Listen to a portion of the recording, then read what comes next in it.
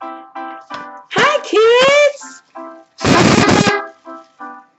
I'm so happy to see you. I miss you guys. Say hello, buddy.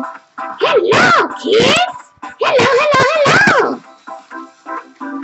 We're so happy to see you.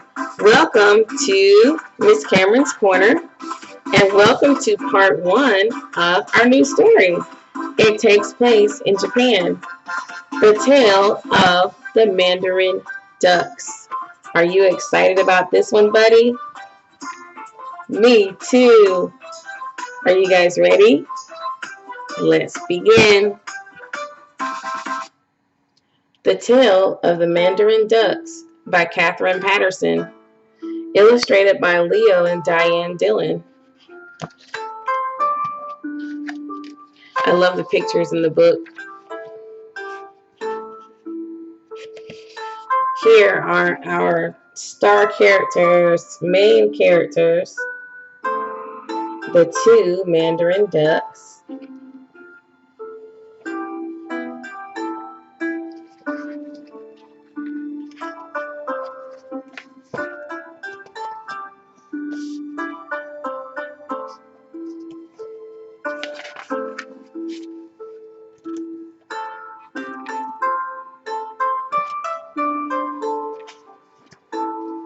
Long ago and far away in the land of the rising sun, there lived together a pair of Mandarin ducks.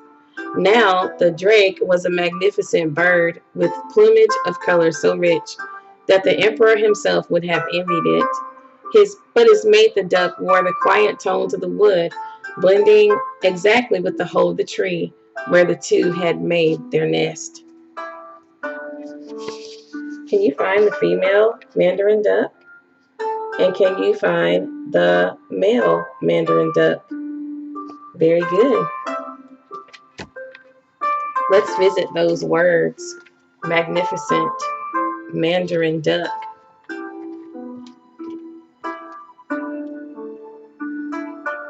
Here are pictures of a real male Mandarin duck and a female. Can you name some things you see that are different about the two birds? Very good. One is brighter than the other. Magnificent means impressive. Now the drake was a magnificent bird.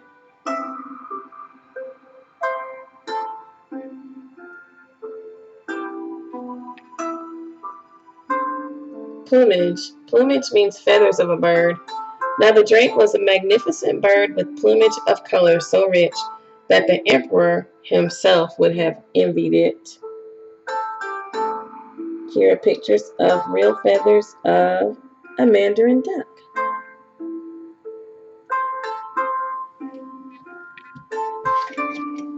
Very good. One day, while the duck was sitting on her eggs, the drake flew down to a nearby pond to search for food.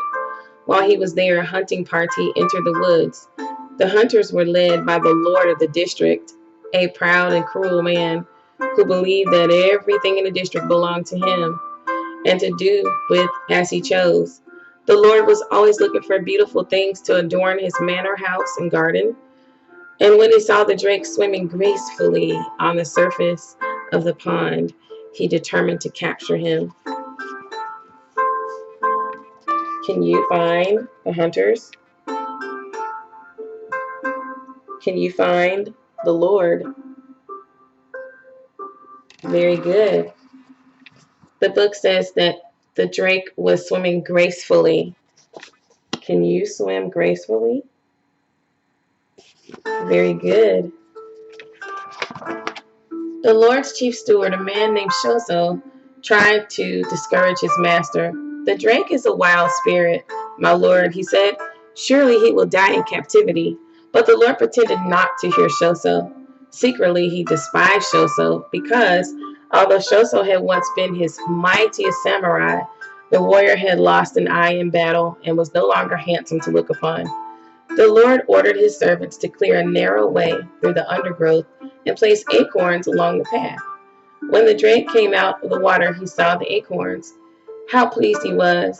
He forgot to be cautious, thinking of only of what a feast they would be to take home to his mate. Just as he was bending to pick up an acorn in his scarlet's beak. Scarlet. What does scarlet mean? Scarlet sunset. Do you guys remember? Very good. It means red. A net fell over him, and the frightened bird was carried back to the Lord's manor and placed in a small bamboo cage. Can you find the Mandarin duck? What's happening to the Mandarin duck? Can you find the hunters? What are they doing? How do you think the Mandarin duck feels? Can you find the Lord? And can you find Shoso, the man who used to be a samurai that lost his eye in battle? Very good. Let's visit the word samurai. In ancient Japanese culture, a samurai was a warrior. Shoso had once been the mightiest samurai, the warrior. Here are some pictures of real samurai warriors.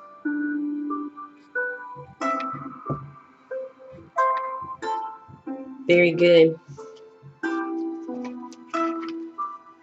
The Lord was delighted with his new pet.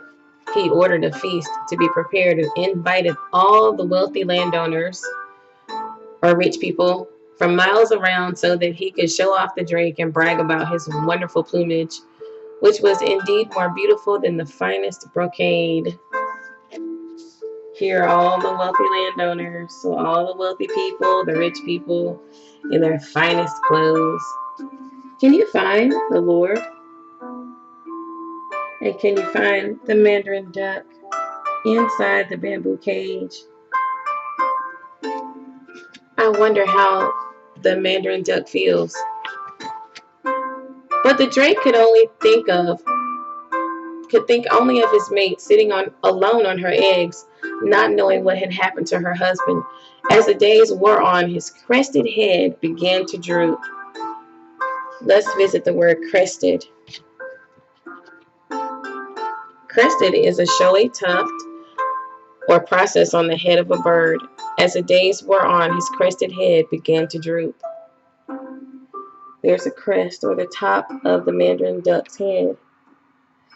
I know that you remember what the word droop means from Henry and Mudge. When Mudge had that bath and shower, he began to droop. So the Mandarin duck is also drooping because he is sad. His lovely feathers lost their luster. His proud, wild cry became first a weary cronk, and then he fell silent. No matter what delicacies the kitchen maid brought him, he refused to eat. He is grieving for his mate, the girl thought, for she was wise in the customs of wild creatures. Here's the kitchen maid. She's bringing him some food. Can you remember why the Mandarin duck doesn't want to eat? Can you remember why the duck is drooping? What is he thinking about? Very good. This is the end of part 1 of the tale of the Mandarin duck. I will be finishing the series on Flipgrid, so please stay tuned and enjoy the story with your parents and answering the questions on your videos. I look forward to seeing you guys really soon. And don't forget to have fun reading. Bye, guys.